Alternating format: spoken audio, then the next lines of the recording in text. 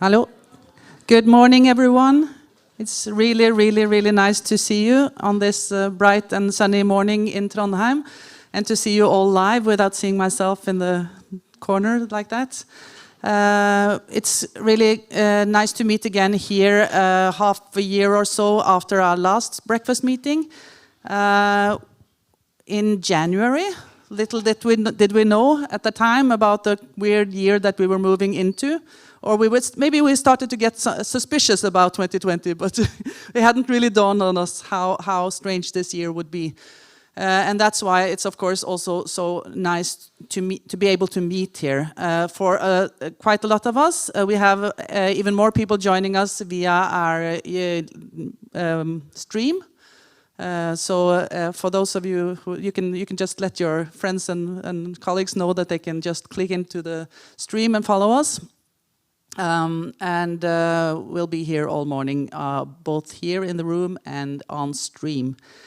So I have a couple of practical information. I feel like I don't really want to say this because we're happy to be in the same room and to be able to do some networking again, but we're not supposed to mingle, guys. We're supposed to to stay at our tables, and if we don't stay at our tables, we have to sort of move outdoors to do our mingling.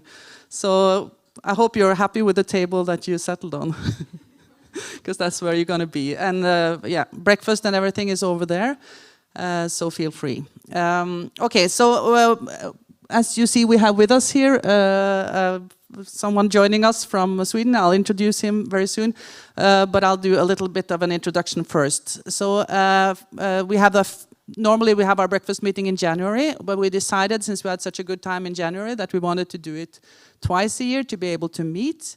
We are focusing on this meeting today on a topic that's sort of really come up during this past couple of years with the new framework with the new Horizon Europe framework and also in the Norwegian Research Council and everywhere, this topic about how to engage citizens in research and innovation. So the first part of this session will be about that. We'll have different speakers now to begin with, who will focus in different ways about how how citizens are important for ocean research and teaching and innovation and so on. And then we'll have a table discussion about how best to implement this in our own projects. And then after the table discussion, we'll have a series of exciting presentations of what's going on in ocean research at NTNU. Okay, so this is the program that we are looking at. We'll come back to that. I just wanted to say a few words about what we've been doing at NTNU Oceans during this strange lockdown period this spring and so on. So we kind of went back to the start point, look a little bit at what is NTNU Oceans, what are we supposed to be doing. So we kind of did a slight redefinition of what are our key research areas.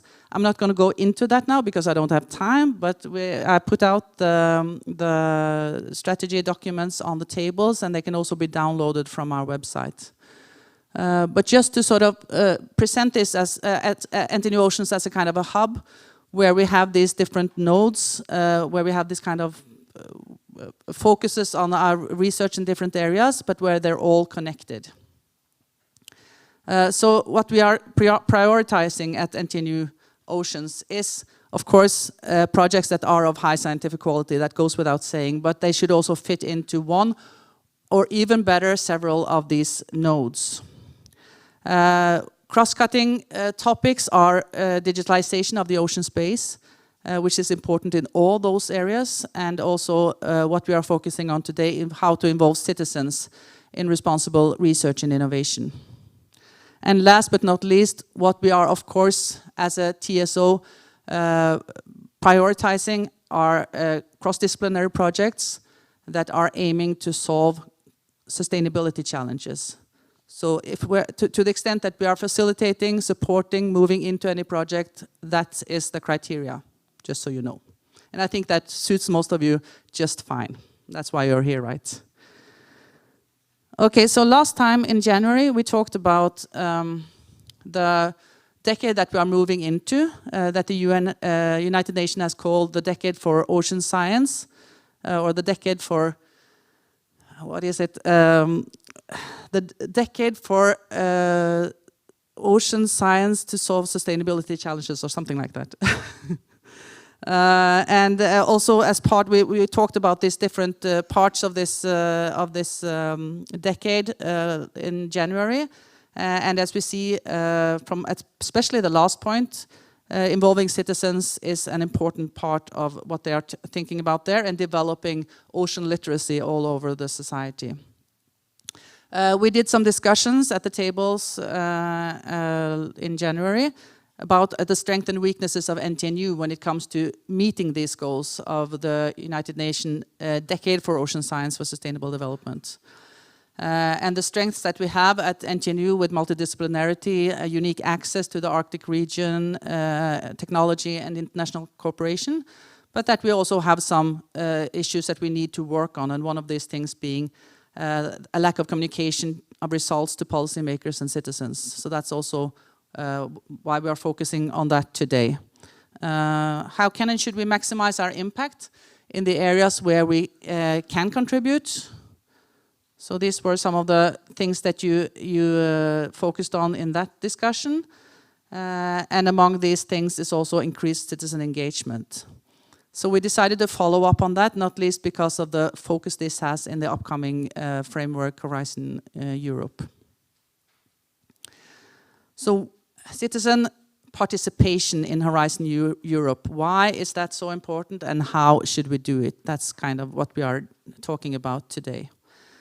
Of course, the point from the EU Commission side, maybe Darko can correct me, but I would say that that's, of course, it's a project about creating legitimacy in order to be more able to implement, more able to reach the ambitious goals that are being set. So when I say create legitimacy, that could be also read in a sort of a way, well, it's all about sort of removing resistance and getting a smooth track to do whatever the Commission sets out to do. But of course, read the right way, it's about sort of creating a kind of an ownership and real involvement from citizens. So where the first thing would be a kind of a greenwashing project where you're just about getting things through without too much resistance. In our time, of course, if citizens resist some development, it could sort of be read in a way that it's all about getting a smooth track for whatever the authorities would like to get through. Of course, that's not the right kind of legitimacy creation. So the point is to aim for real involvement, which is, of course, not easy. As we all know who have tried to work on these kind of things. How do you go from single stunts where you have a stakeholder meeting or some kind of survey or trying to get people involved in your research to a kind of a lasting engagement? And how do you make people feel that it's worthwhile? Because if they don't feel that it's worthwhile, then it's impossible to create this lasting engagement. Okay, so as you know, the Horizon Europe is coming from next year, and one of the big new things in this framework program are these mission areas, one of which are the mission for healthy ocean seas, coastal and inland waters. That has kind of gotten more or less its final shape now with the so-called starfish model. The big and ambitious goal is to regenerate our oceans and waters by 2030. Some would maybe call it Mission Impossible, but of course we know how these films with Tom Cruise tend to end up, so we're positive. We have these 5 arms of the starfish that is seen as necessary to reach this goal of regenerations of our oceans and waters.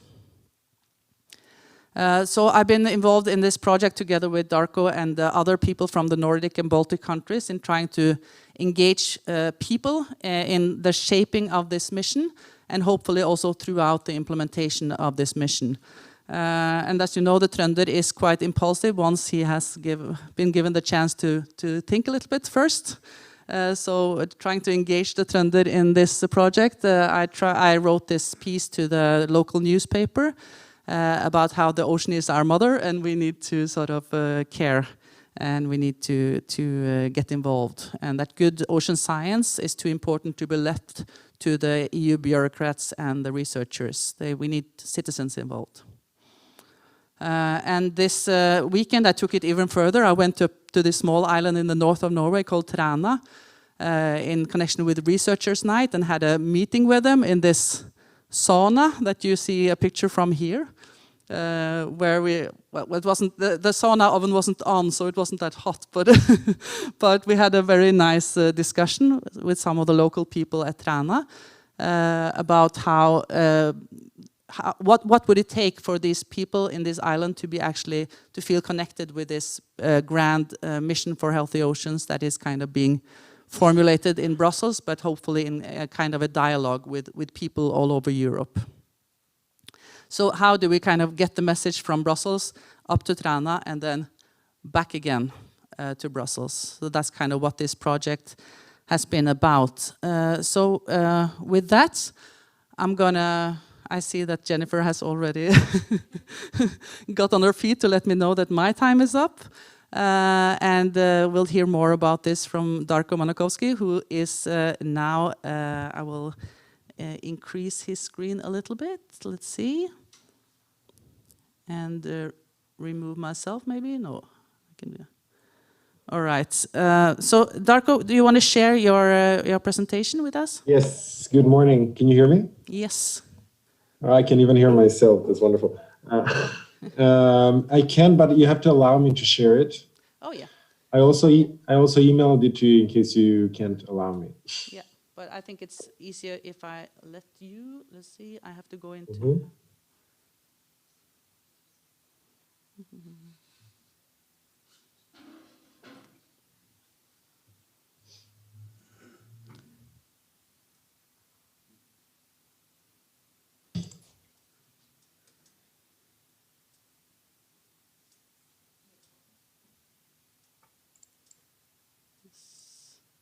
Now you should be able to share screen, I think. Mm-hmm. Yes, indeed. Do you see this?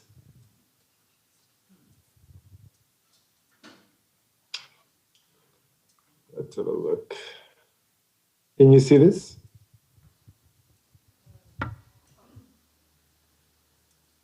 Can you see it? Yes.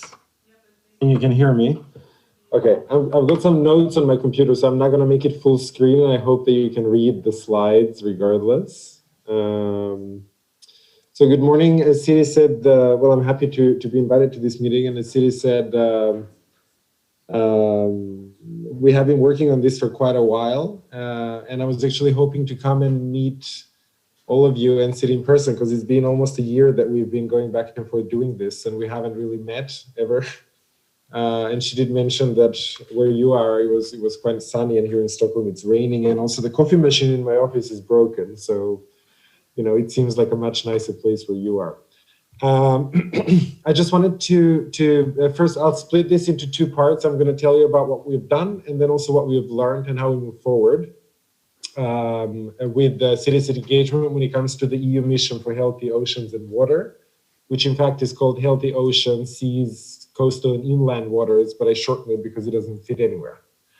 Now, if we think about the missions in general, as Siri said, the Commission has had a very high priority when it comes to the involvement of citizens and society. And of course, the reason or the why that Siri asked for before is really because we want to create not only legitimacy, but we want to have ownership from citizens, because the idea the Commission has and tries to operationalize is that this is about the ballot or the voting ballot, meaning if we can get citizens to be interested enough to take action and vote in a certain way, then we can get industry and politics to get enough energy to actually transform both policy frameworks and also create a space where industry can work. Now, the premise of the way we did this, or the understanding we had when we started, is that the world is complex, meaning that science is complex. However, also that digital communication is simple, meaning that the way people want to perceive the world is very in simple ways, for example, through pictures. So the thesis kind of that we had is really from Adam Smith and also from a t-shirt, which became like a running joke, which is basically Adam Smith, for those that haven't read it, the theory of moral sentimentality talks about how people can be motivated by understanding complex things because it becomes, they feel sentimentality about it, for example, about their health or about the ocean or about water and so forth. And then the political economy of t-shirt means that while they want to understand and can feel sentimental, we need to be able to fit whatever we're saying on a t-shirt to be able to communicate it, because somewhere along the way, citizens have kind of lost the interest to actually dig deep down into different things and try to understand complex communication. Now, with that, we set off in January or February this year to set up a group. It started with Sweden, Norway, and Finland. We basically wanted to create a Nordic group to start with, whereby we would organize different events, get citizen inputs, and then, as I'm on the mission board, kind of bring those into the mission board dialogue so that we can provide the inputs directly to the draft text. This grew into a Baltic group. And what we did basically over about 10 months or 6 months, let's say, was that we did stakeholder co-design consultations in person with mostly business and industry. This was in Sweden and Finland. And these acted as proxies to citizens. Then we had online co-design consultations in all countries that you see on the list. And then we had a digital survey that basically covered the entire region in respective languages. We had about 1,200 people involved and over 50,000 reached if we calculate how many people saw the actual posts that we had on social media, which is the way we kind of spread this around. Now, I'm going to go to this very quickly before I come to the interesting part. And the top line results really, and what we found out by these consultations and the survey was that we started to see trends that it wasn't simply people voting on one topic or the other, but we started to see how they interrelate topics in a systemic way. So, for example, if we look at restorative practices of biodiversity and ecosystems, then we saw that citizens relate that to health and well-being, which provides the value for them. If we looked at tourism and leisure, they connected it to pollution meaning. So this was a very interesting thing that we really learned from this process, even though it's not representative because it was quite small. But it was really that, apart from the legitimacy and the ownership, we can really understand how we can apply research in a systemic way that can create value and relevance for citizens and perhaps get them to get involved. Now, what we learned is that everybody, of course, the questions we presented, which were based on what the board had come up with, they all endorsed it. They said, this is great. But we also found that 82% of everybody also had their own ideas that we had not thought of. So it really tells us not only that we can learn about systemic connections between topics that are relevant for citizens, but we can also understand and that people are ready to do something different if the right choice is given to them to participate. And this is where we ended up with kind of this process and understanding within the board a little bit more, because the initial idea was, let's ask citizens and create a mission. What we realized is that it's too early to create a mission straight away. So we have a draft that's quite broad. It has different angles in it. And this will lead in the implementation phase into missions and then prototypes and then demonstrators. And I'll tell you very briefly why this is sort of the thinking that we have. So based on the citizen actions that we've taken, we've learned again that this is too broad. People are interested in too many things. So we want to narrow it down as we go along. Now, if we think about what's next in these terms, if you kind of remember the photo that I showed, then we need to understand that first, if we try to ensure relevance for and with citizens on a broad topic, first we need to communicate the mission internally and externally. This means we need to communicate it to stakeholders, politicians, boardrooms. We need to basically tell a story that the mission exists both to citizens, but also to politics and industry and business.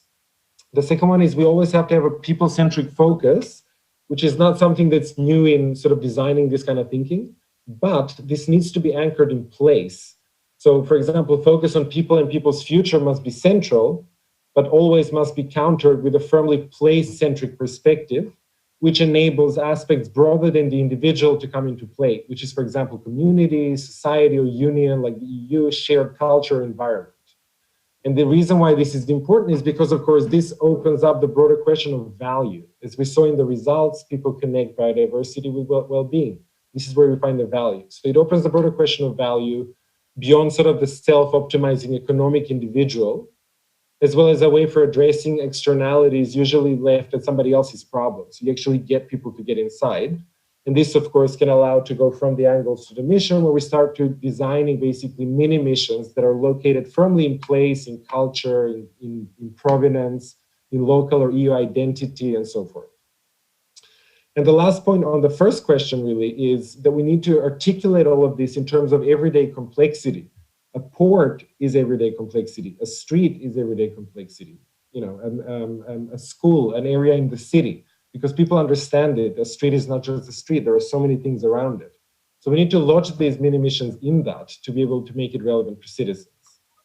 And very briefly, because I'm eating up my time, when it comes to what kind of actions we've learned that we need to take, I've put this into prototype demonstrators and then organizational structures when it comes to politics and also organizations like universities and everybody else that will be involved implementing.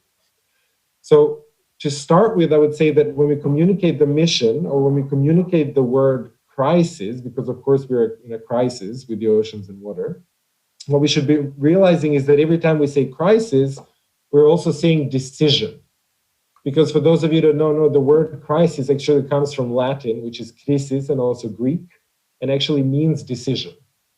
So if we first recognize that we're in a crisis, we also need to recognize that we've taken a decision with these missions as governments, as people, as citizens, as business, to together try and actually do something that can change or transform the ocean and water, even if it's one thing, beyond sort of the reference groups of national interest that we usually have in these kind of processes.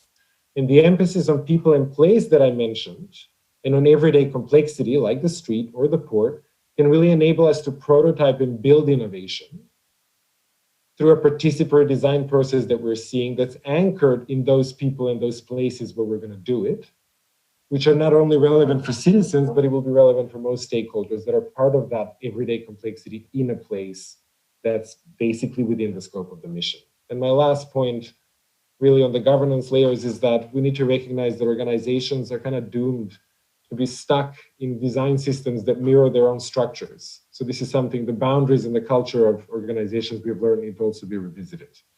So I could talk about this forever, but I see Siri on the screen, so I'm going to stop. Thank you. Thank you so much, Darko.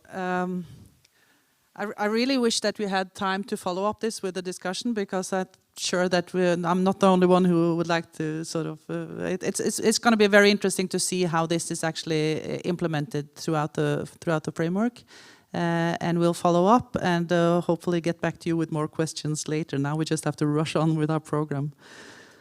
Thank you so much for joining us. I guess I forgot to say when I introduced you that you're actually part of the mission board, who are sitting there in the end designing this this mission. So yeah, we're looking forward to the continuation. Thank you so much. Thanks a lot. Bye bye. Okay, so here's me again. And now we can just end this, end meeting for all. And next one up is Kaja. Kaja Fjærtoft, many of you already know, has a passion for the ocean. And she will talk about how to create that passion, or how to make that spread out, so to speak. Yes, perfect. Thank you. Yeah, you have a mic. Can everyone hear me okay? Yeah, perfect. All right. So, okay. Or I can actually just use that one.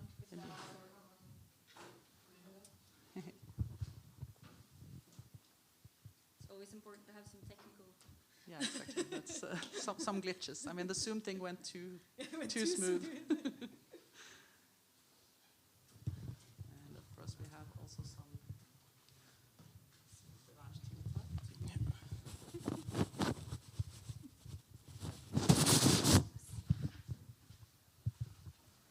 It's on? Then everyone can hear me? All right, perfect. So, yeah, as Siri said, my name is Kaja. I come maybe from more of the t-shirt perspective in terms of slogans. So I work with an organization on a volunteer basis called Passion for Ocean. And we try to take people beneath the surface and actually get people to do something, to actually take action for the ocean. So I'm gonna take you through a little bit first about what the ocean actually is and kind of why we think this is important. And then I'll take you through how we work. So for those of you who are ocean scientists, because I know there's quite a few, just bear with me through the first couple of slides, and then hopefully you can jump back in. All right, so I figured we would start with the very open question of what is actually the ocean? I think most of us remember from probably primary school that the ocean actually covers approximately 70% of the planet that we live on. But I'm not sure if many people think about how deep the actually ocean is. How much volume is there? So if we take an example on land, if we take all of the land areas in the world and we kind of even them out, we get an average height of 840 meters above ground. If we do the same in the ocean, the average depth in the ocean is actually approximately 3,700 meters. So it's a huge, huge difference. So the ocean, yes, it covers a lot of our surface, but it has even more of the volume of this planet, which means that it actually contains about 99% of all habitats, so where things live on our planet. So it's hugely important to take care of these vital ecosystems. The ocean is not just this cool volume of amazing creatures that look really sometimes quite sci-fi. It also does a lot of amazing things for us here on this planet. So to start with just one important thing, what the ocean has done for you lately. If you take 4 breaths, you can tank the 3s first for the first breath. Breath number 2, you can tank the kelp forests. And for those of you who haven't had the experience of going diving in the kelp forest, I would highly recommend it. But these amazing forests that we have a lot of in Norway, they produce approximately 1/4 of our oxygen. And then lastly, we have to thank some very tiny, tiny organisms, which are the microbes. These miniature things, which are amazing to look at in a microscope. They look like everything from space stations to, genitals, like really everything. And we call them phytoplankton in the scientific language, and they produce over 50% of the oxygen that we breathe. So without the ocean, we wouldn't have enough oxygen to survive on this planet. The ocean is also this giant heat pump. So for those of you who think that Norway is already cold enough, if we don't have the ocean, bringing all of this hot water down and then up all along our coast, our country would be approximately 10 degrees colder. And I'm already a pretty cold person. I think it's way cold enough in Norway. So I'm very thankful for the ocean for that as well. Little Norway, that we're often referred to, we actually cover, and we have over 6 times more ocean area than land. We are an ocean nation, and it is the ocean that has built us to be the nation that we are, and it's the ocean that's going to take us into the future and help us find the solutions to the problems that we're facing. But although we have all of this ocean area, very few people actually have experienced and seen what our ecosystems look like. So this is the kelp forest just off the coast of the Norwegian coast. You can go diving in this, for instance, in Frøya. You have some really nice spots. And you can see this really amazing oceanscape, as you call it. We don't call it a landscape, we call it an ocean space. So this kelp forest is really important. It's like a kindergarten for all of our little fish and stuff. They can live here and hide from all the bigger fish that are trying to eat them. But of course, these ecosystems also faces a lot of different threats. I'm not going to go into all of them now because I only have 10 minutes. But our main thing in Passion for Ocean is how do we get people to actually care? How do we get people to see these amazing images or see how important the ocean is, first of all, so have the knowledge, but how do we actually get them to care and go and do something about it? So a little bit what Darko was talking about earlier. And we have gone for the t-shirt slogan and the solution. It's very easy. It's a paraphrasing what Jacques Cousteau's very famous expression. You protect what you love. But to love something, you need to get to know it. you need to understand it, and you need to have experienced it, and you need to have built some kind of connection. So that's what we do in Passion for Ocean. 5 years ago, we started off, and we made an ocean festival. In our ocean festival, we take basically this ocean science, all of the stuff we know about the ocean, and we invite these people to come in a playful way to show us why is the ocean important, and also what can we do about it. And then we combine it with art, such as artists that come and painters that come and actually make us feel something about it. So these are our 3 pillars. We have knowledge, we have activity, that actually means that you go into the ocean, you try, you go diving, you surf, like you experience it and feel it on your body. And then you also get to know what you can do. What action can you actually take? We started 5 years ago in Oslo. This festival is now spread. So last year we also had it in Bergen and in Trondheim. This is the festival leaders last year. We were very happy, we just finished.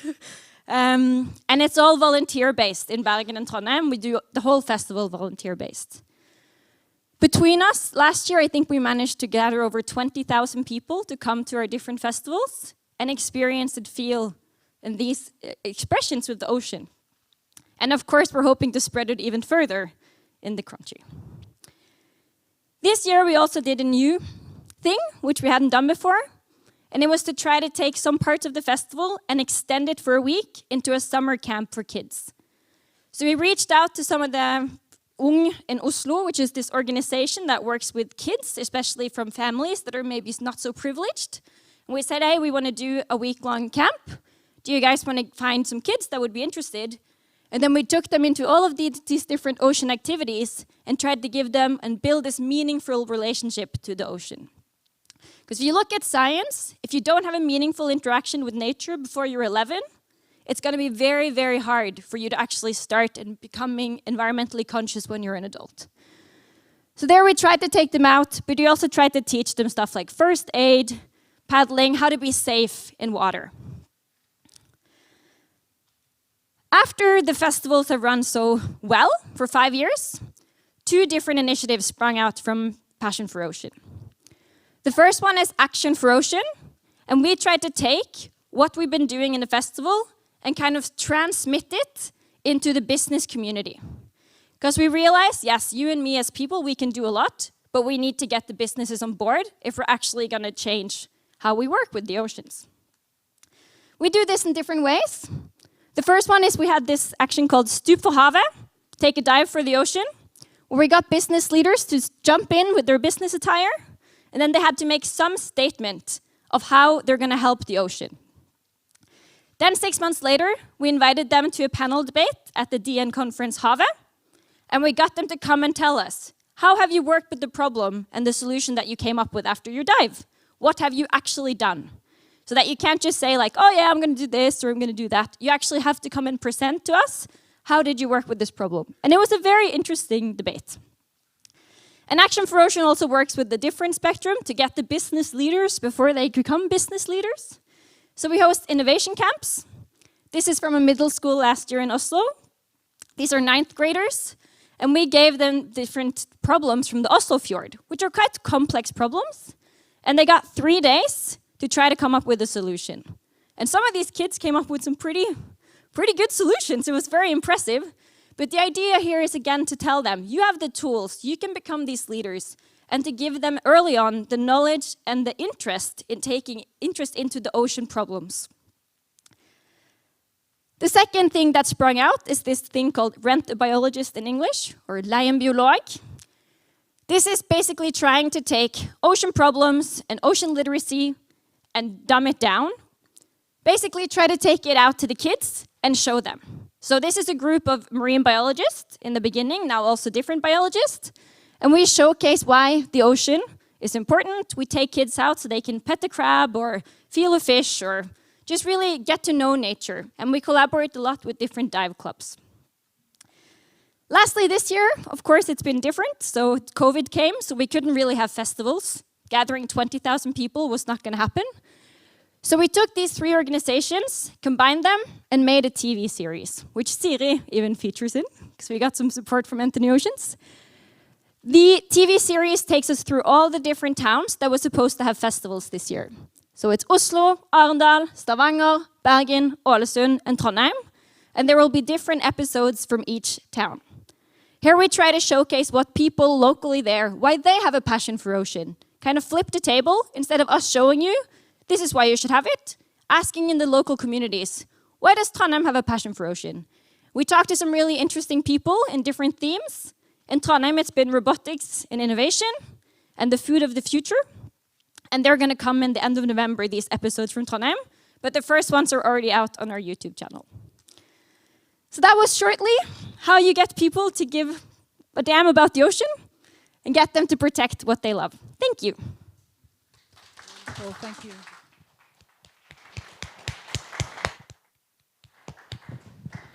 Thank you so much, Kaja. That's very inspirational. And we have more inspiration coming up right away. Here comes someone you all know. Let's see. Asgeir Sørensen is next, and we'll talk about step change in mapping and monitoring the ocean using marine robotics. Take it away. Is this working? Yes, it is. I must say that presentation, yes, passion. I like that. Yes, we are, I used to remind ourselves, we belong to a supercluster. And I also would like to remind ourselves that we need to have a holistic view where we are actually looking into global challenges, value creations, governance, and for NTNU, this is about how to develop and disseminate knowledge. In Amos, I will not. This will be very brief. We are a center of excellence. We are so far we have graduated more than 100 PhDs. There are every year about 100 master students involved, and we have 3 big projects. And in particular, these 2 projects, technology for mapping and monitoring of the oceans, and the marine robotic platforms, is directly into what we were speaking about here and the previous talk. This figure is a little bit more demanding because I think, because what you see here is a horizontal spatial scale indicating that we time to time are interested into something with extremely high resolution and accuracy, and sometimes we like to have a global coverage. We also like to be in the correct spot at the correct time if something very exciting is happening. For instance, that your wife is going to have a baby, you should be in that spot at that moment. And the same is for fishes and other, you could say, ecosystems, where we also like to, in a way, trend something that is going for years. So what we are actually speaking about is we are facing a shift in technology, and where if you take the different marine robotics, this is fixed platforms, moorings. They can be there for a very long time. They have a limited, you could say, viewpoint. They may see 10 to 20, 100 meters from their spot. It could be acoustics or optics. But they can be there. So if you are located in the correct place, you can really measure important matters. And you could continue. This is remotely operated vehicles. We have autonomous underwater vehicles. We have gliders. We have floaters, drifters. We have ships, unmanned ships. We have drones. We have satellites. And from NTNU side, we are actually building up capabilities along all these platforms.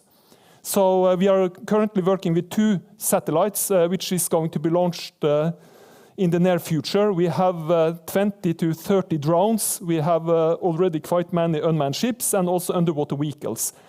And one thing is NTNU, but we use this to support our research and also in education. But we can see that we can do more, and I will come back on that. So what we see here is that having these different platforms, they will have different viewpoints. So we call this heterogeneous robotic platforms. So the question is, which platform should you use for the different purpose? Because if you are on the ship in the ocean, you may not see what is really important and the process which you should follow. So the way you actually are controlling the different robots to be in the correct spot is important. But even if these are, you could say, layers, front layers, it could be algas, it could be warm water, cold water, we also like to be everywhere, almost everywhere. And when it comes also to the knowledge we have about the oceans, it is extremely limited. So it's very exciting when we go on campaigns with Gunnerus that almost every time we discover something new. That is fine, exciting, but it is also a little bit terrifying how little we really know. It's also terrifying to figure out how we have been using the oceans as dumping places for shit, and we out of view, out of sin. So that is also something we like to bring on the table. So one thing is having all these devices, but we cannot be everywhere at all the time. So we are also developing together with SINTEF and also other partners, also a numerical ocean model. So here we are combining, you could say, sophisticated ocean models with sampling. And then we are ground truthing the models, and we are using the models again to guide the platforms. We call this adaptive sampling. So we are going now to invest in Trondheim together with SINTEF quite a significant amount of money into this technology, where we are going to have just outside here, but these platforms and infrastructure will be also mobile and can be used everywhere. What is also crucial when it comes to this game changer shift is how do we deal with the data? Because we are speaking about an explosion in data. So when we started AMOS, we said that we should move commas, both in terms of coverage and also in terms of reduced cost. And we have not only been 10 times better when it comes to data harvesting, we are maybe 1,000 and even more efficient in data harvesting. So that means that it's coming up a lot of data, and how should we deal with this data, and what type of platform? So here we are both with governmental partners, we are looking into infrastructure, but we are also teaming up with RevOcean and Ocean Data Foundation, and they have also become a part of the Center for Fourth Industrial Revolution, and it was announced just some few days ago that they also entered into a huge partnership with Microsoft, which is also investing in this. So what is also interesting is to see that private companies, but also public players are becoming a part of this. But then we have, as already mentioned by Siri, this United Nations Decade of Ocean Science. Havets 10 år. Can we do more? And here I also mean we have definitely a need to mobilize. So the way you just showed us is just wonderful. And that is both in Norway, but also internationally. Because when I'm traveling around, it is sometimes terrifying to see and experience how little people care about the oceans. So this is really crucial. But we have to start with ourselves. So we are, in a way, speaking about how could we make a democratization of the ocean research. So one thing is that professional players like the Marine Institute and NTNU or University of Tromsø and others are doing their research. That's fine. And we will be there, and we have to do a lot of work to do that. But we are also speaking about, can we do more? We are in contact with the coastal authorities. There is numbers of buoys, lighthouses, sea marks, which actually could be spots, hotspots, where we could instrument this with sensors and then upload data. We are also in about, and I leave it here, but we are about to have a massive mobilization towards, in particular, high schools. But we will come back on that. Because we see that we can actually do much, much more. And we like not only to get the data in, but we also like this mobilization and have this passion for the ocean. And many are speaking about that the youngsters are, you could say, the heroes of the future. but I would say, yes, they are indeed, but they are also the heroes of today. Let's take benefit of that. Thank you.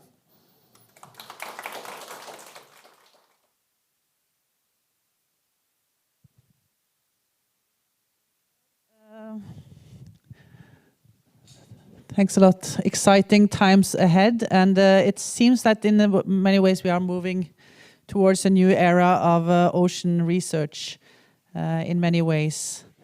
So next up is also somebody who's working with getting people engaged in the ocean and the creatures living there. Jussi Evertsen from the NTNU University Museum and from Sea Salmon that he will talk a little bit more about.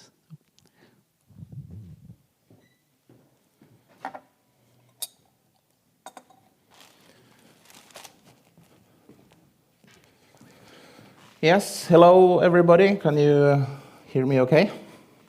My name is Jussi and I work with the NTNU University Museum, and I'm engaged in working with the new visitor center here in Trondheim, which is called Sea Salmon.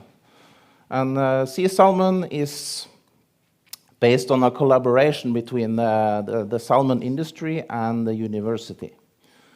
And what I mean with a visitor center is that it's part exhibition. It shows how the aquaculture industry works. It's a digitalized exhibition that sort of engages the visitors to explore different themes around aquaculture and marine biology. We have a visitor center in Trondheim, in Brattøra, at this very special building called Powerhouse. I guess some of you have been there. And we also have a visitor center in Dokkhuset in Fosen, where we also provide boat trips out to the aquaculture pens. And we also have a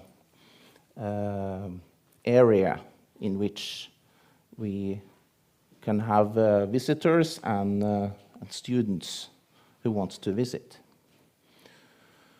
So how do we actually make this interesting? I mean, why should we care what happens in the aquaculture industry? How can we make the public engage in that? And I have been doing a lot of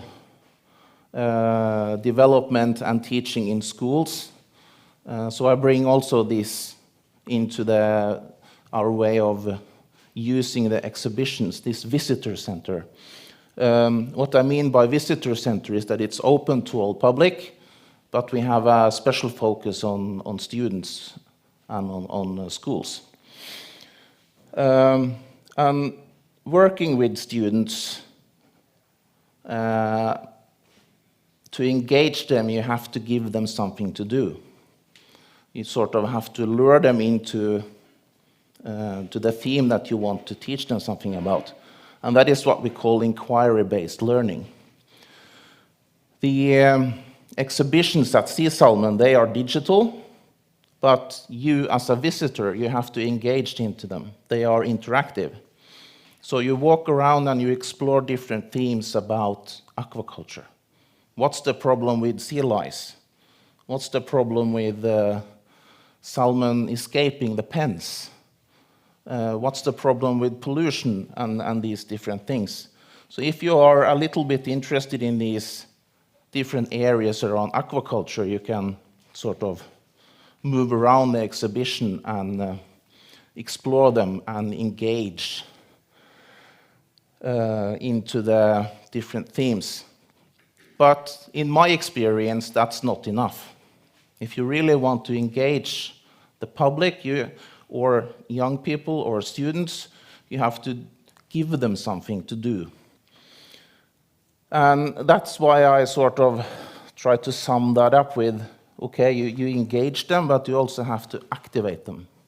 You have to give them something to do, this inquiry-based learning or inquiry-based engaging, as I would call it, is sort of a way to make people, you include them into your scientific activity. And that's why I have also written ocean literacy, because you can take different themes around teaching knowledge about the ocean by engaging people to do it. Just like they did with the Passion for Ocean, which is very highly engaging and activating, which I think is the perfect way to do it. And when I do this with students, engaging, taking them into the knowledge about the ocean, and also maybe teaching them something about the scientific method without them knowing it. So I'm actually going to engage you in a very small experiment. I'm sure that a lot of you have some knowledge about oceanography. So what I have with me here today is 2 glasses, and I'm going to fill them with fresh water, just from the tap. It has the same temperature, it's room temperature, I guess around 22 degrees Celsius. And I'm going to fill them up equally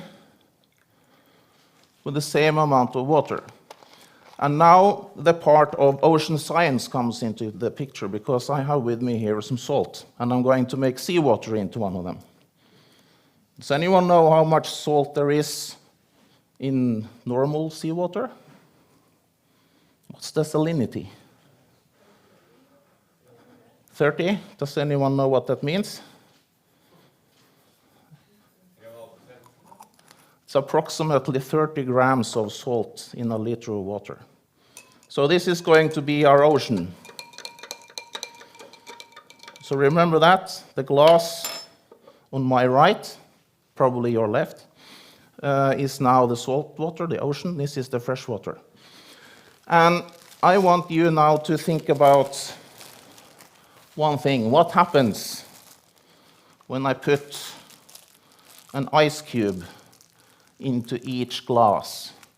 In which glass is the ice cube going to melt first? That is your thinking thing right now. You have to think about that. I'll just give you 2 seconds. Normally I would talk a bit more with the students, but how many people would think the ice melts first in the seawater? A hand in the air. And how many people would think it melts first in the freshwater? So normally I would also ask the students to explain why. I'm not going to do that with you because we don't have the time for it. So now I'll just put them in the glass like this, and we have to observe. It's very hard for you to see that from here, so you have to trust me, or you can come and check. So this is a way to engage students or the public into the scientific method, because you have to assume what happens, you have to make a hypothesis, and you have to explain it before we do the observations. Now we do the observations. We just have to wait and see how long it takes. It's not going to take very long. And then you have your results, and you can sort of correct your hypothesis depending on what it was that you thought was going to happen. So that is what we also do in this sea salmon visitor center. It's more than that. It's like a knowledge center, because we try to teach, we try to engage, and we try to activate the public and the students. Just to give you some examples of projects that we do with students, here is one that we do with marine pollution and microplastics. We know already a lot about marine pollution, but many students have never seen these really small pieces of plastic. So we have devised means to study these small particles. How can we see them? How can we count them? So what can we do? We can take samples from the seawater, or we can cut the stomach open from fish. We can go and find the poop from birds, and we can start looking for microplastics. More regarding the aquaculture-based themes, we can explore the salmon in its biology. We can explore it also in regard of its genetics. So we can do everything from cutting the fish to actually extracting DNA, which is quite fun to do with young pupils. So, can I have a volunteer? So just maybe you can come up here. Just have a look in the glass and tell us what you see.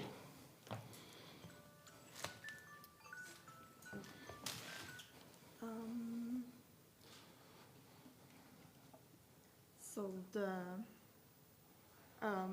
ice cube in the fresh water has melted more than the one in the salt water, right? Yeah, I think it's almost gone. So we have someone to sort of tell you what happened. The ice cube in the fresh water is now almost gone. The one in the salt water is still quite intact. So what does that observation tell us? Well, I would say it tells us the ice cube melts faster in the fresh water. So how many was actually thinking about that? Can someone explain to me why it is so?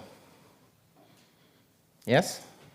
The study part, the heat transfer between air and water is different. And since it's less buoyancy in fresh water, you will sink deeper, and the heat transfer is far bigger in water than in air. So you actually have a higher heat loss in water, since the temperature is almost the same.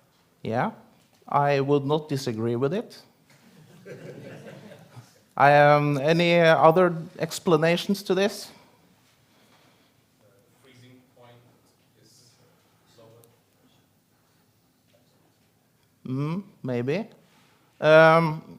My point with this experiment is sort of to talk about density and also about the weight regarding temperature, because cold water is heavier than warm water, so it will sink. So we can take that as into the ocean systems, how the warm water meets the cold water in the north and starts this deep water distribution. But what happens in the salt water is that even though the ice cube is cold, it still is fresh water. So it's lighter than the salt water, which has a higher density. So it's sort of, the fresh water will never sink in the saltwater glass. So the ice cube is sort of swimming around in its own melting water. So if we were using a thermometer, we could actually measure that, and we would find out that all the cold water has sunk to the bottom in the freshwater glass, and it's quite warm on the top. But the opposite is actually happening in the saltwater glass. So that is a way of engaging people into learning something without knowing it. That's what I call inquiry-based teaching or inquiry-based activity, and it's a way to sort of, make science available to people. Yeah, I'm not gonna talk more, so thank you.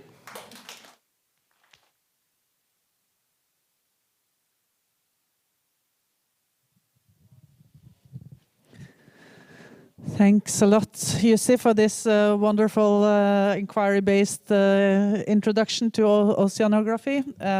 And that brings us over to the more interactive or smoothly into the next part of the program, which is more interactive. I would like you to do some discussions on the table.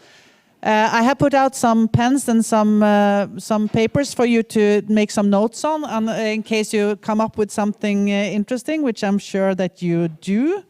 And I will put up the questions here.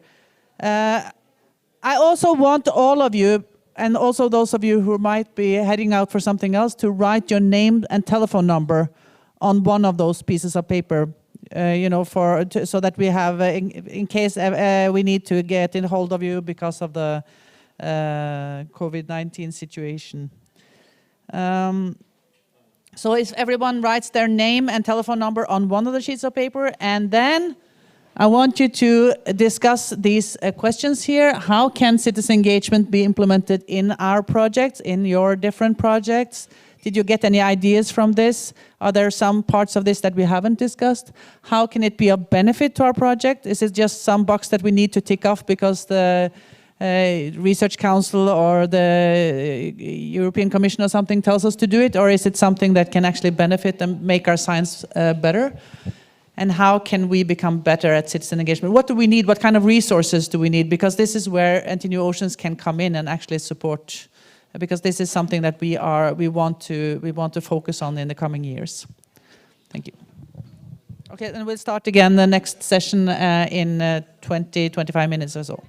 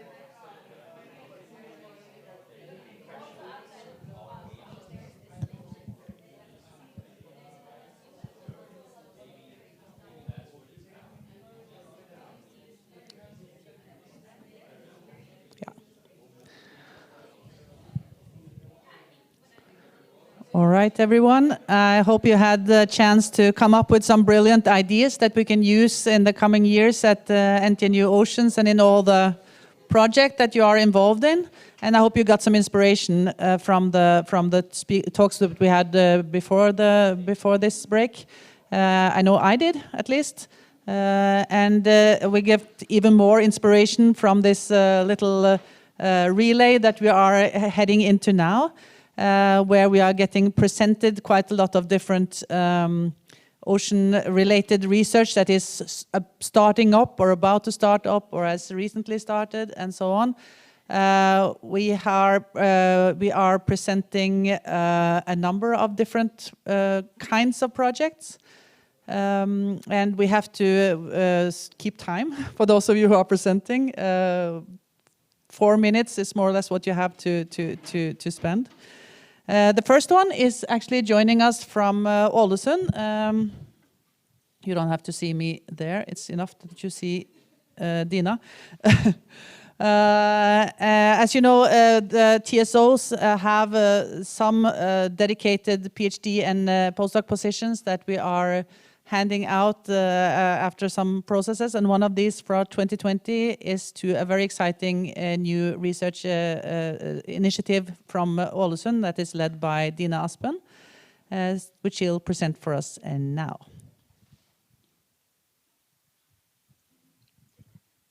Yes, so thank you, Siri. Can you hear me okay? Yes, we hear you. Yes, that's good. Well, thank you very much for this opportunity to both have a PhD working within our research arena and also to present the initial ideas that we have for this work. First of all, my name is Dina Aspen and I am an associate professor at the Department of International Business at NTNU in Ålesund. And we are now in the process of hiring our very first PhD in the arena. So we're very happy to be able now to get started with this work. Let me see if I can change the slide. Yes. So just to introduce you a little bit to our newly established research arena, we call this Sustainability Analytics. And it is a collaboration between the Department of International Business and the Department of ICT and Natural Sciences at NTNU in Ålesund. And the objective of this arena is to offer data-driven decision support for sustainable development. So it's a very ambitious objective that we have. But in our work, we try to see, how we may develop and utilize new analytical approaches when addressing sustainability in our research. And we do believe that now with this growth of data and computing power, that we are able to understand sustainability related problems through combining analytical approaches in a new way. So, as I said, this is a collaboration between the two departments at NTNU in Ålesund, but obviously we work very much with other departments and partners outside of NTNU as well in using this approach. Obviously, we need to look at, what are the analytical capacities that we have and that we should combine in order to do this work. And first of all, obviously, data analysis is very essential. We need to be able to acquire, to process, and analyze information so that we may actually infer something, from this new data. We also need to be able to understand, the ecological, social, economic impacts from our societal activities. So we also need tools from sustainability analysis to do this, which provides us impact assessment tools, essentially, to characterize and understand how our production and consumption activities are influencing these aspects. And finally, we also need to translate this information and make it more actionable for decision makers. So we also need to apply tools and techniques from decision analysis within optimization and so forth. And so these are the three analytical approaches that we try to combine within this arena. And we are now just getting started with this work.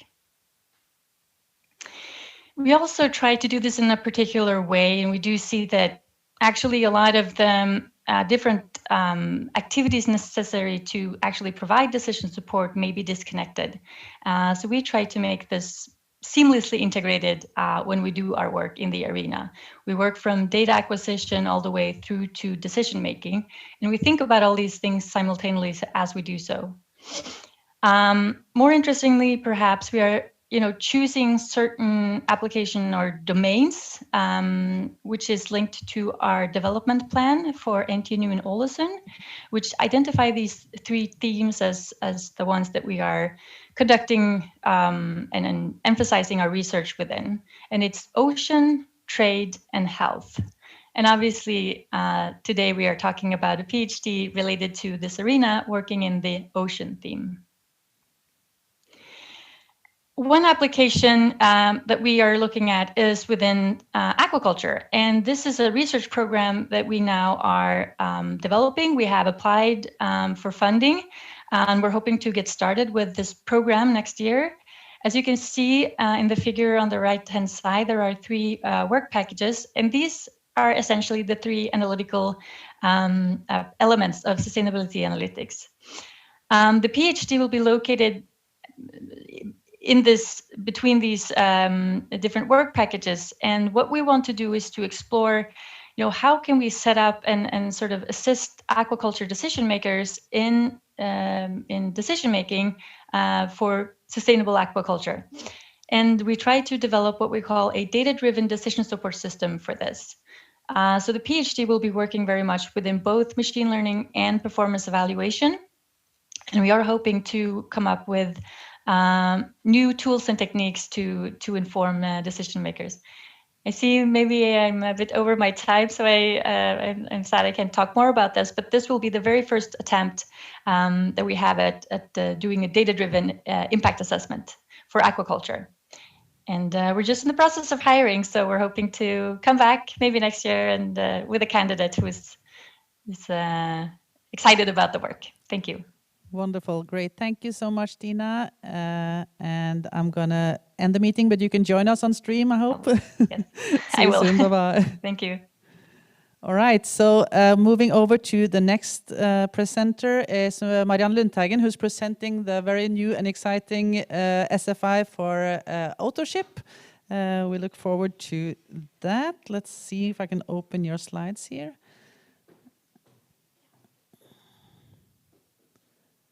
Mm-hmm.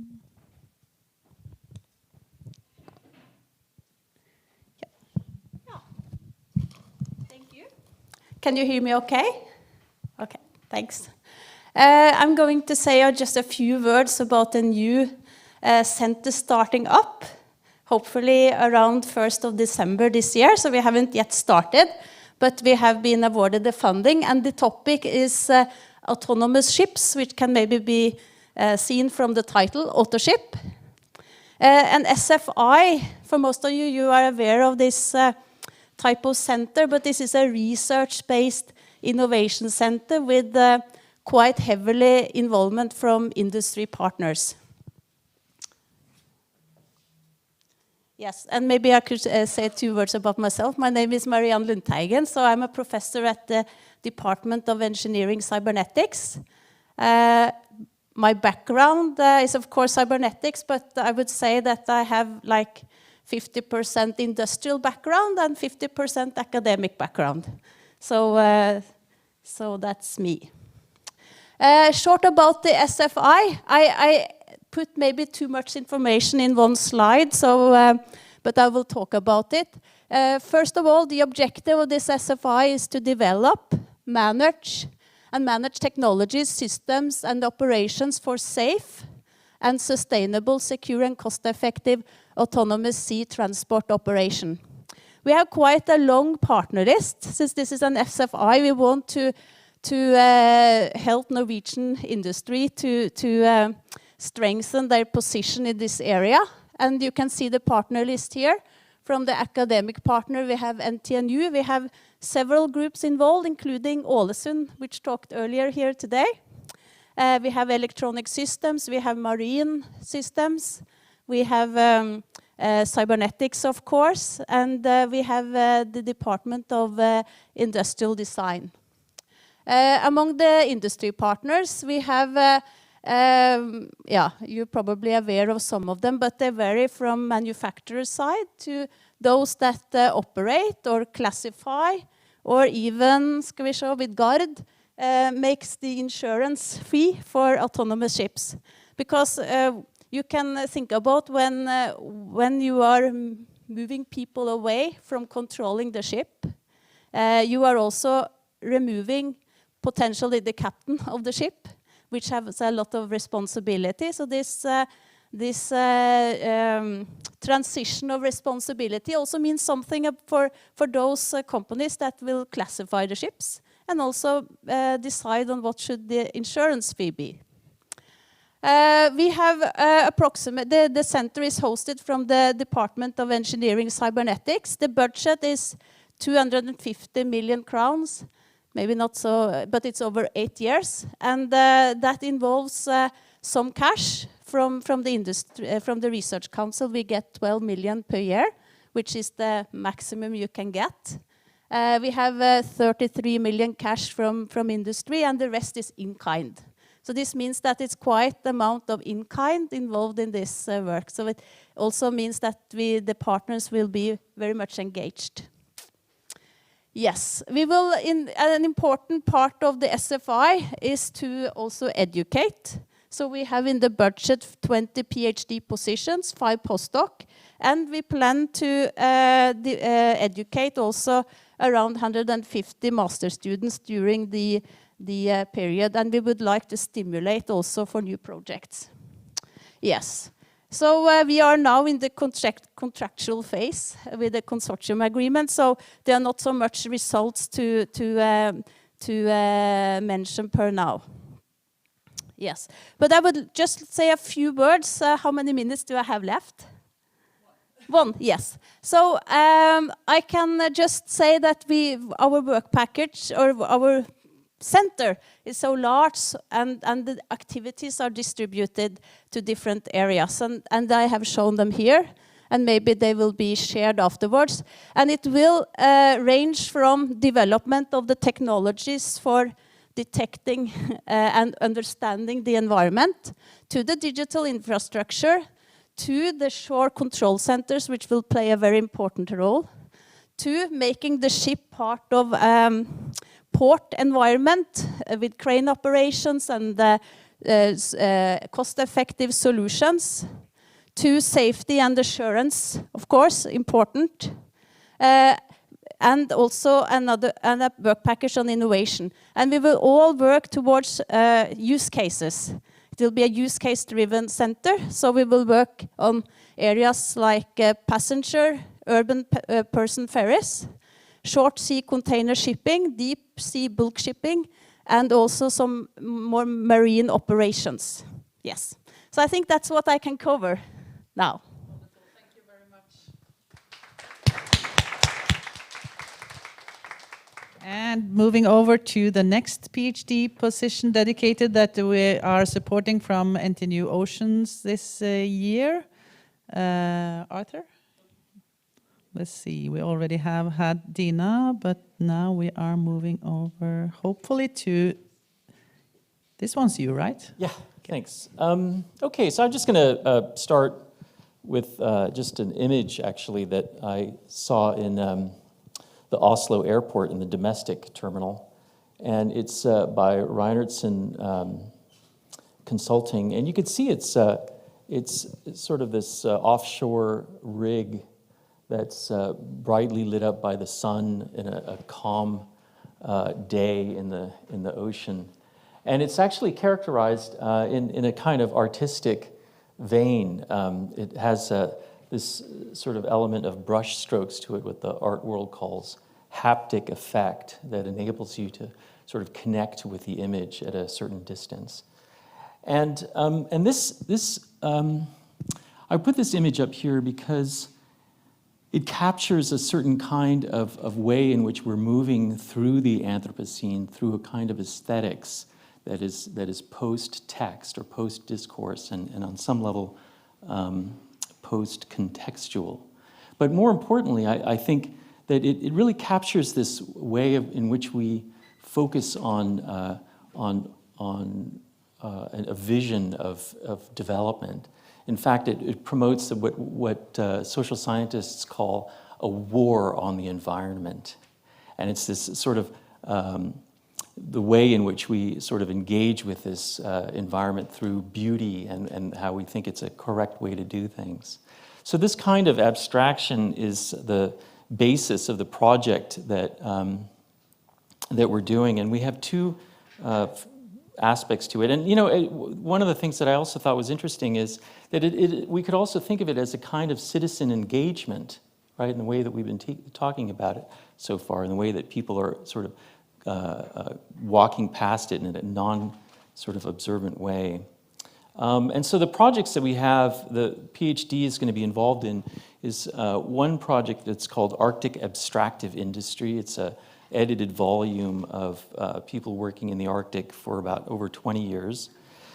And it's coming out in 2021 on Bergen Press. And the idea of abstractive is to sort of think about the way in which extractive industry is the materiality of extractive industry. All the sort of infrastructure is abstracted through both these sort of aesthetic forms that I just presented to you, but also through indicators, economic sort of numbers and quantitative features.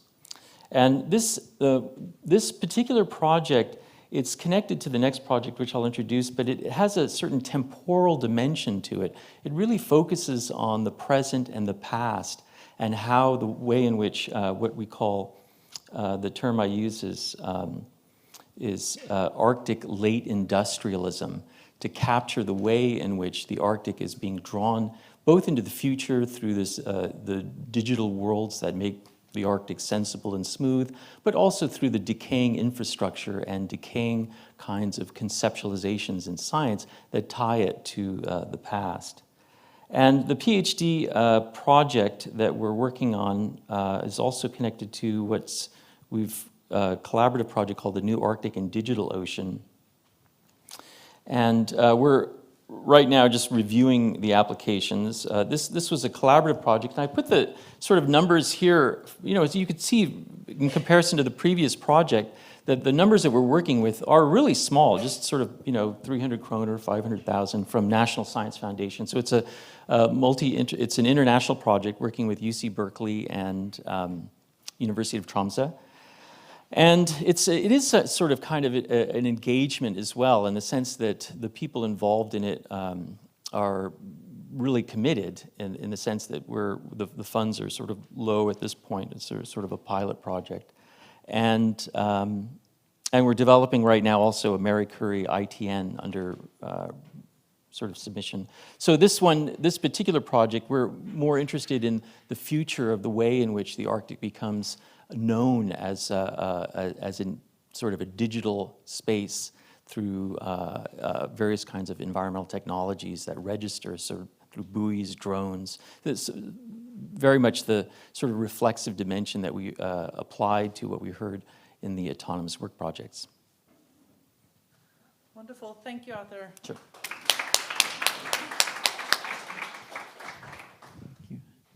Okay, so next project is the final project position that we are supporting from NTNU Oceans this year, and that's a postdoc to Tore Størvold from the Department of Music.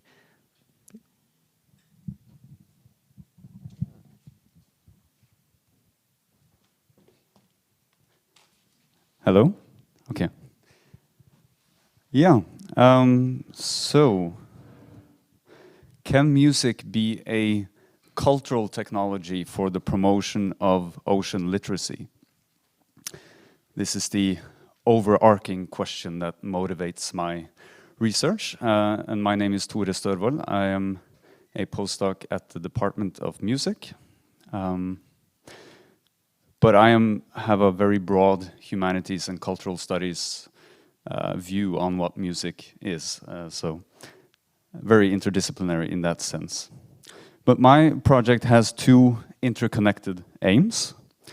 The first of which is to develop a music pedagogical toolkit containing practical exercises in listening, composing, and performing, which are designed to spark reflection on ecological challenges and to build ocean knowledge in social and artistic ways. And kind of supporting this practical, pedagogical, and artistic output is a theoretical framework that highlights the potential contributions of music to the intellectual aims of the blue humanities. And that's kind of what I will expand on briefly during my 3 minutes here. I was very happy to hear Arthur talking about aesthetics, which is completely omnipresent for how we experience and how we know the ocean. Knowledge of anthropogenic climate change and rising sea levels have certainly seeped into popular culture, and we have a new era of marine awareness, which is certainly underway, but at the same time, it is becoming clear that the prevailing conceptions and prevailing framings of the ocean in popular culture is severely limited. We seem to be in need of new concepts, of new stories that would allow us to study and to accurately describe the complex materiality and ecology of the marine world. And I believe that music might have a part to play in this task.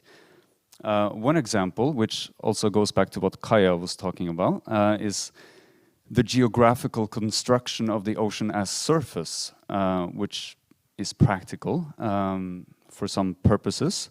But when we transform the ocean into a flat territory, we lose sight of depth, of volume, of materiality, of texture, and of ecology.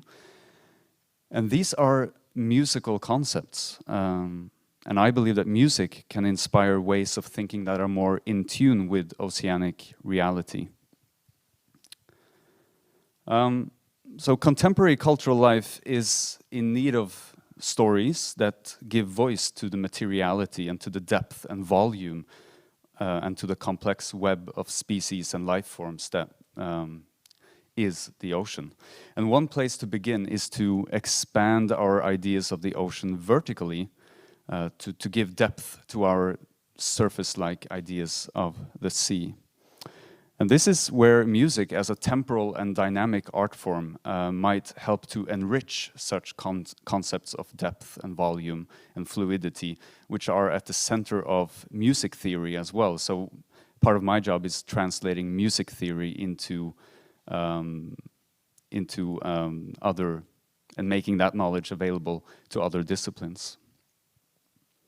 In my project, I will work with music students to create musical performances that sets in motion new perspectives on the sea.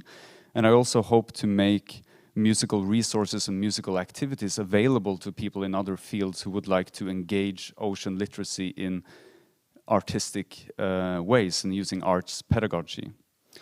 The kind of historical cultural studies component to my project is to kind of survey the significant role of sound, song, and music in the cultural history of the ocean. And kind of using that knowledge to inform contemporary, future-oriented musical work that would kind of inspire new ways of thinking about the ocean. Yeah, I think that's probably what thank you. Thank you. A new era of marine awareness. I certainly hope you're right, and I'm sure your project will contribute to it. Thank you, Tore. Next up is our own Maria Azucena, presenting some new exciting projects that we are launching this year and next. Hi, everybody. So, well, it's not really new because HIP has happened for already a long time. I think everybody hears me, right? Yeah, but not the stream. What about the stream? I think maybe it's the stream. Oh. I forget that I'm seen by millions of people in the world. Thank you. The world is watching you, Maria. Yes. So,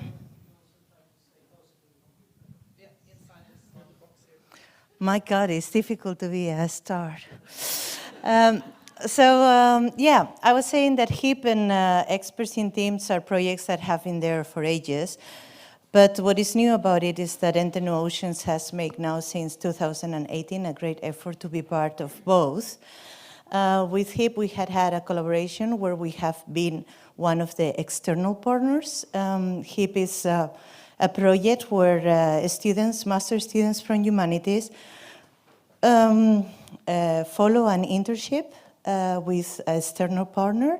And the idea is to bring humanities to different areas and sectors. And of course, we have to bring humanities also to ocean sectors. So this year, I collaborated very closely with Helen to find these external partners.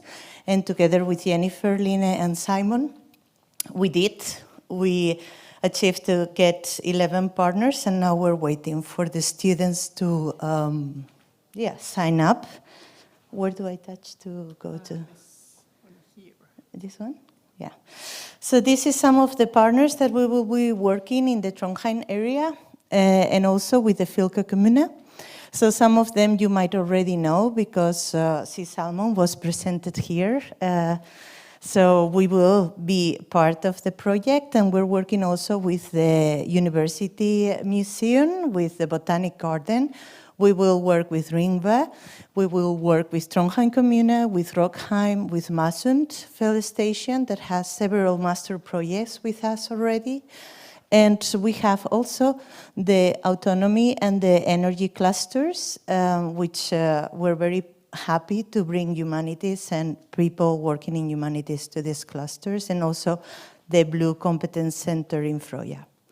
So this is some of our partners, and we hope you will also tell your students in humanity, for those of you that are part of the humanities faculty, that they can enroll, that they will get a lot of new perspectives coming into this project, and that we hope that humanities will be more and more involved in topics related to oceans, if they are not already.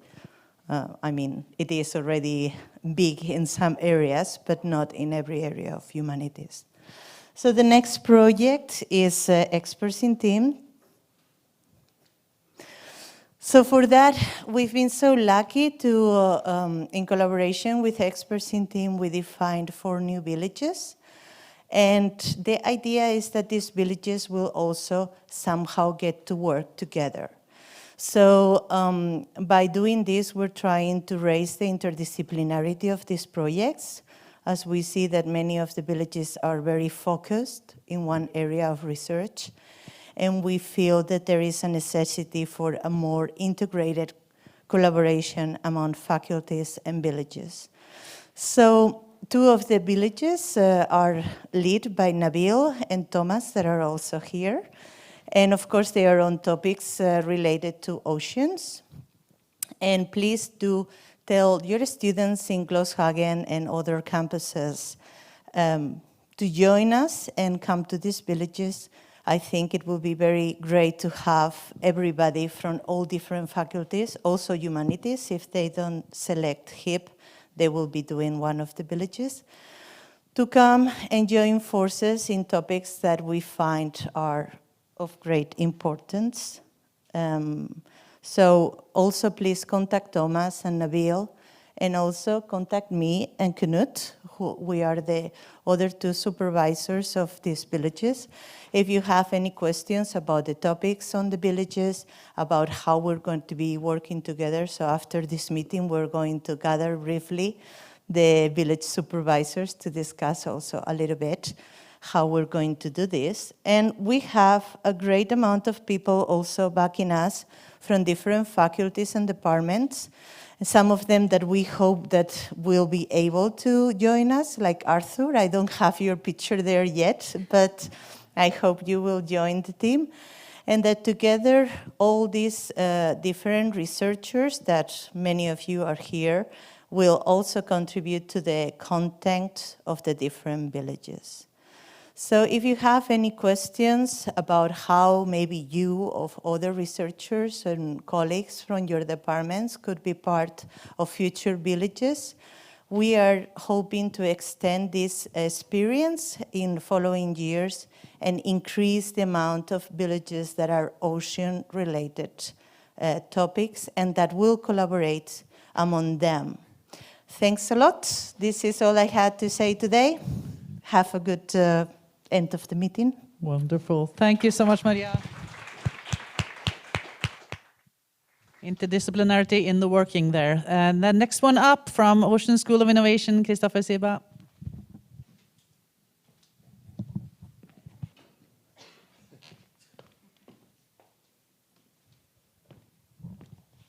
Yes, my name is Christopher. I'm a project manager of Ocean School of Innovation, which is part of NTNU Oceans. And today I'm happy to present you the new toolbox for Ocean School of Innovation. The history behind it is basically back to lockdown period, because during the lockdown we faced two challenges. The first was we couldn't run our regular workshops and courses as we normally do during the non-lockdown period.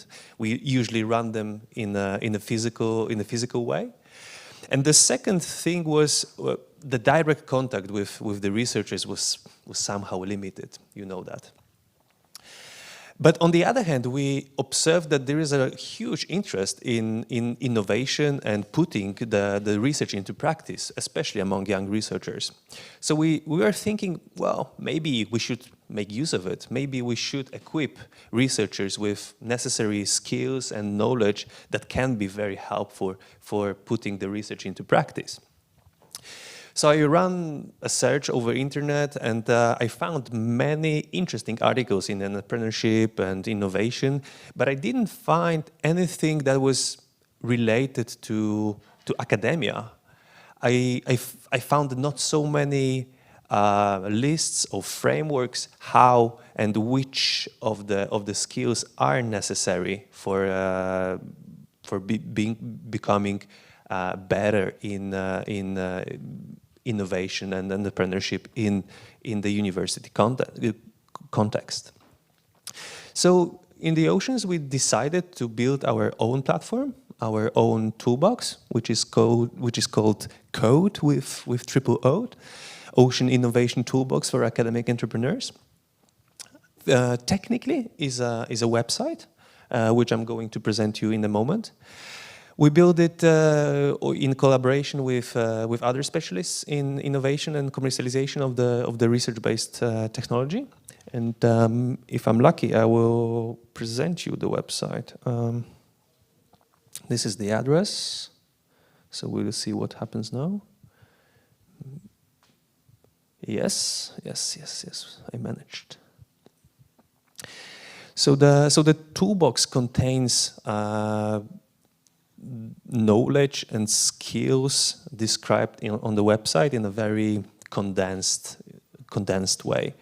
It's very useful for commercialization of the research and the technology from university. It is organized in a stepwise manner that reflects the natural development of research-based innovation. So briefly, the steps are first about idea generation, how to refine a good bits of research that can be useful for making innovation, for putting the research into practice.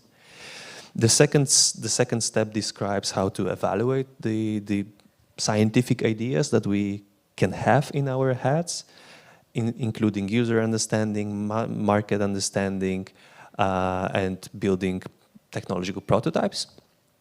The third part is about how to choose the most optimal strategy for commercialization of the innovations that we have.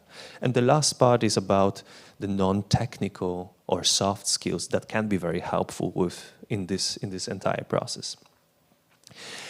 I believe the code, our toolbox, is not only relevant during the lockdown period. So this is why we decided to use it as a supplement to our regular courses and workshops in the future. Thank you very much.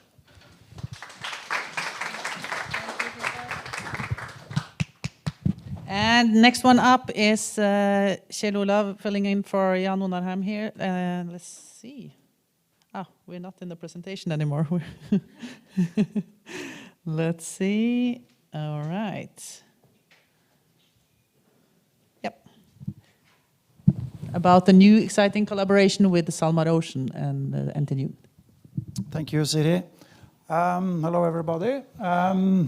I'm glad to be here because this is a good format and opportunity for a teaser of a collaboration agreement in the making between NTNU and SalMar Ocean. I assume you know SalMar Ocean? Yeah, as a reminder, SalMar Ocean is a fairly new company in the SalMar Group with the responsibility of developing ocean-based fish farming in the SalMar Group. And here you can see Ocean Farm 1, which was installed in Frohavet back in 2017, I believe, and which is today fully operational. SalMar Ocean have expressed very high ambitions and clear paths for further technology development.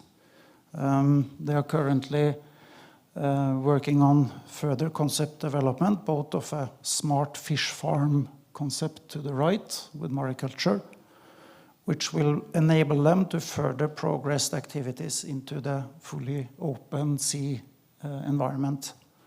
And of course also continuing and refining the ocean farm concept.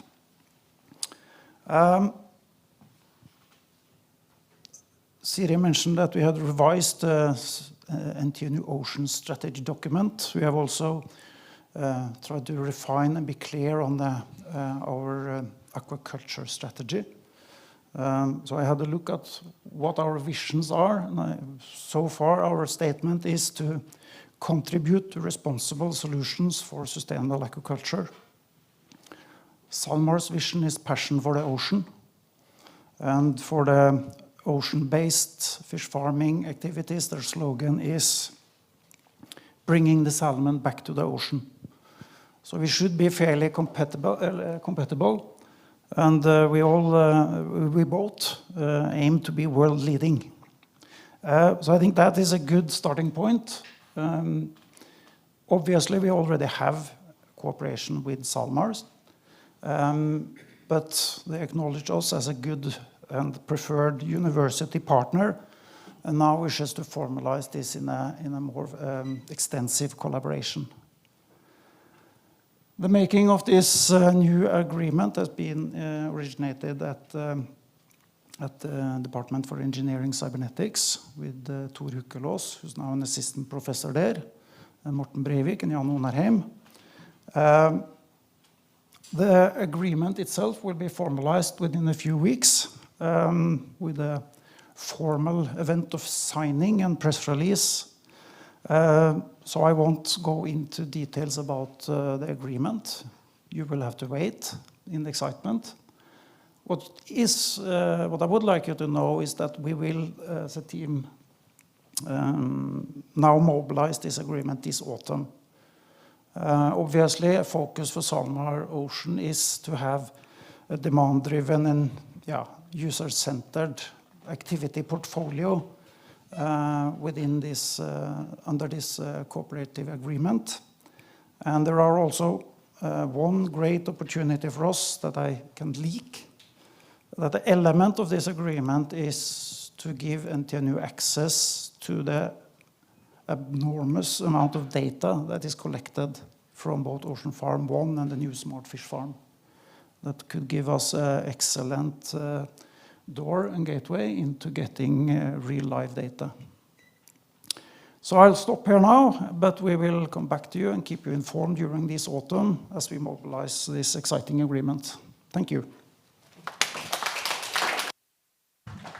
Great, thank you, Kjell Olav, for some exciting news there. Moving again beneath the surface, I would guess, at least from the title speaking, presenting the Atlantis project by Francesca Verones.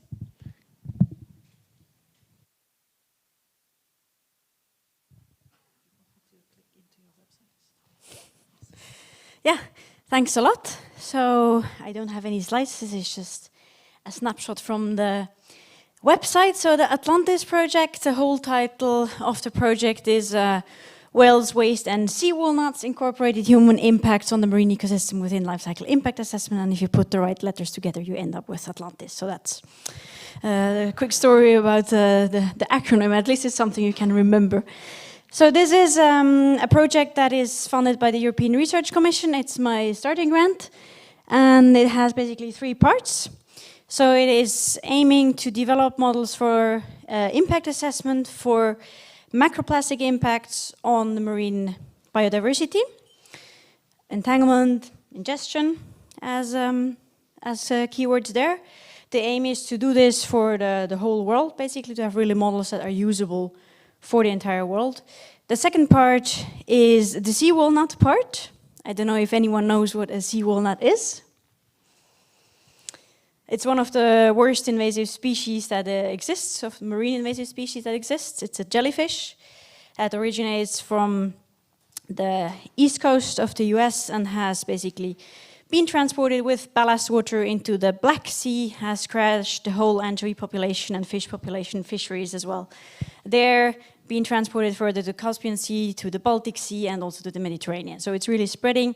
And this is just standing sort of as a, an example, as a proxy for marine invasive species. So the second part is dealing with marine invasive species, modeling how they have or how they are transported around the world with ballast water on ship hulls, which are the most important one. But then the third most important vector for transporting in marine invasive species is plastic. So rafting on plastic particles. So that's what we're also modeling. And then the third part is then basically not only looking at the species diversity, species richness, but also looking how these impacts and affect ultimately also the ecosystem services that we are basically profiting from. And overall, we have 3 PhD students in there, 1 postdoc. The first PhD student has started and is also sitting here, and the second one is starting in January, and the third one then next summer, and the postdoc also next summer, and he's also sitting here. So, yeah, that was it. Wonderful. Thank you, Francesca. That's a very important and exciting project. Thank you so much. Next on my list is Finn Ackman, but I haven't seen him. I think maybe he's not here. Maybe I have got an email that I haven't seen yet. Anyway, moving over again then to next one on my list is Eva Falk, presenting the NTNU Food Forum.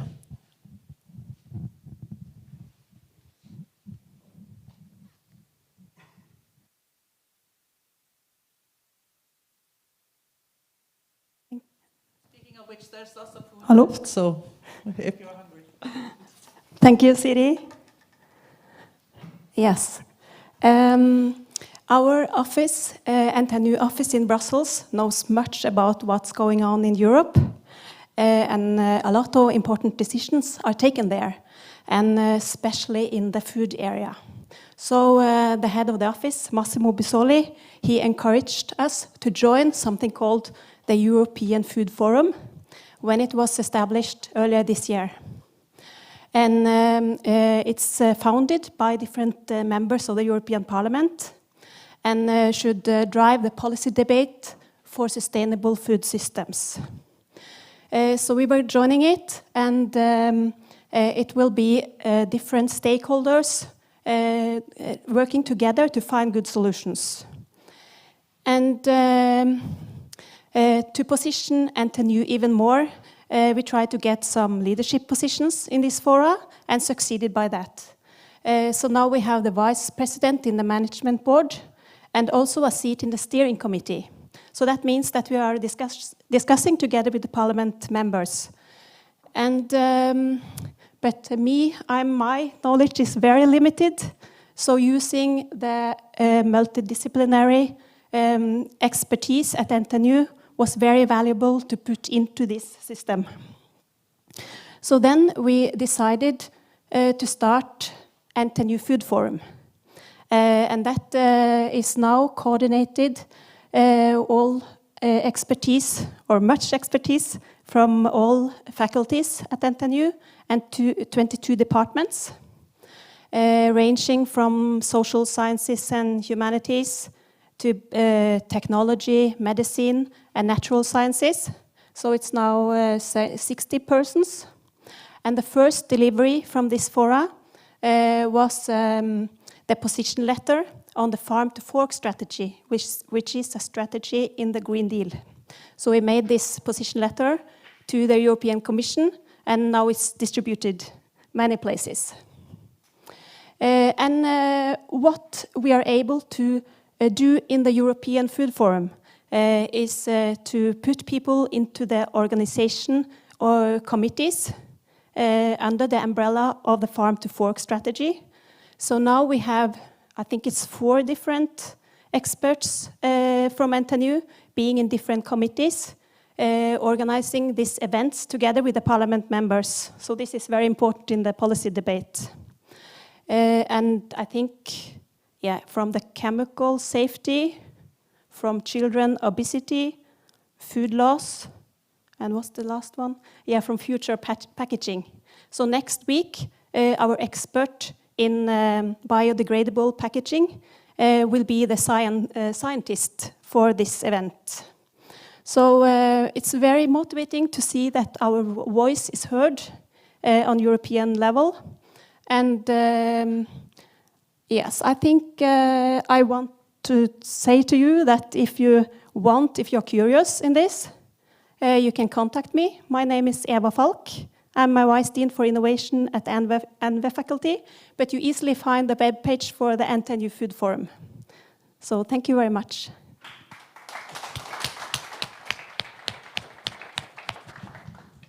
Wonderful. Thank you, Eva. Very good new initiative at NTNU that we can join, all of those who are interested in food research and innovation. Another exciting multidisciplinary initiative that we are launching at NTNU this year is the Ocean Plastic Waste, which will be presented by Carl Klinsheim, who's a professor too at NTNU Oceans and NTNU Sustainability, because this is a joint initiative. Thank you, Siri.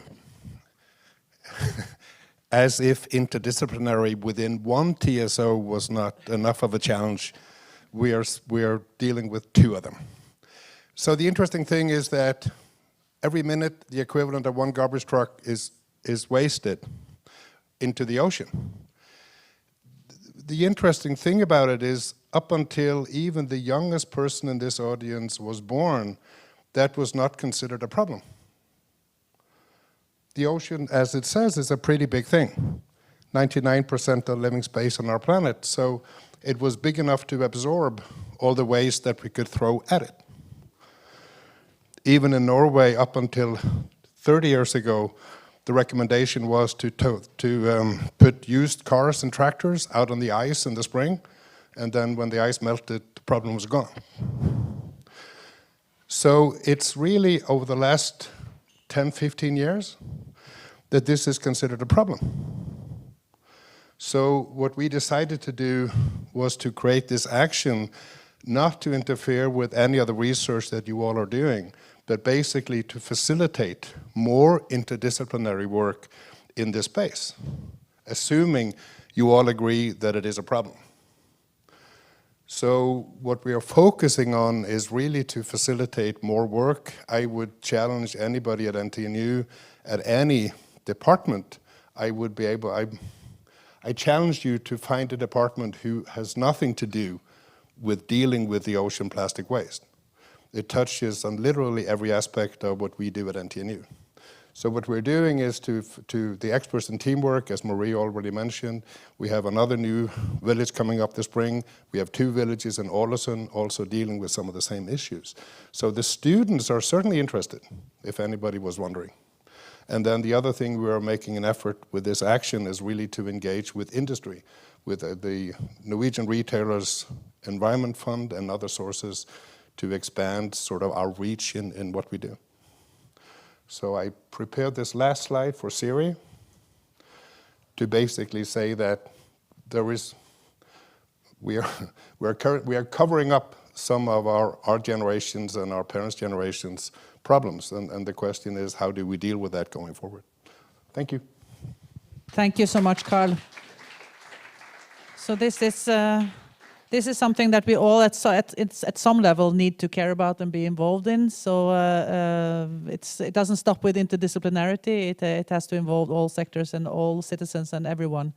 Everything from picking up our garbage to thinking about our consumption patterns and everything. So we use this opportunity with the United Nations Ocean Decade to raise the awareness around this, and you'll hear a lot from this initiative, which is broad and involves a lot of people at NTNU in the coming years, I hope.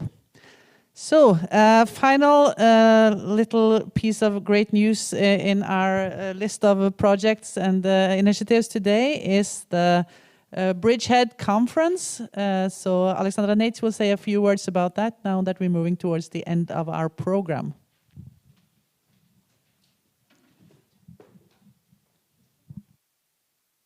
Thank you, Siri. Oh, yes? Okay, thank you. Yeah, sorry, it's in Norwegian. It is normally a Norwegian spoken conference, but of course it's open for everybody because the discussions are also in English. We have this conference, have had it for many years in Frøya, and now due to the COVID, we are restricted because the aquaculture industry has very clear restrictions not to come and not to invite a lot of dangerous students from Trondheim to their island. They haven't had a single COVID case yet in Frøya. So what we decided this year is that it will be a physical and also virtual event, such as this one here today. So you were all invited to register to come to the virtual, to the physical event at the Clarion Hotel, just at the Braturkaia. But it will also be possible to have a virtual, to join virtually. We really want to invite as many researchers from NTNU as possible from different disciplines, because as you know, aquaculture industry is a very complex value chain. There's a lot of need for competence, all from technology, biology, humanities, social sciences. So what the aim is of this conference is to put both teachers, also from the secondary schools, pupils, students, a broad range of students, researchers and industry together in order to discuss joint how to collaborate better in the future. This Bridgehead project will be extended for 3 more years, so we will look into the future also until 2024. So we are looking forward now to have an exciting conference this year, this autumn. And if you click on this QR code, you can go to the registration online directly. And here we will also look at citizen engagement, I guess, and looking how students, they will interact with the industry on finding better ways for collaborating. That will also fit into the aquaculture strategy that Kjell Olav talked about earlier. So, yeah, you can have a look at our website. There are all the different actions in this project. You can also have, for example, a few days or a few weeks in a company. You can apply for industry PhDs, looking at collaboration with companies for your master or bachelor projects, looking at how to adapt your courses for extended or courses for industry, etc. So there's a lot of different actions, and if you're interested, don't hesitate to contact me at any time. Thank you.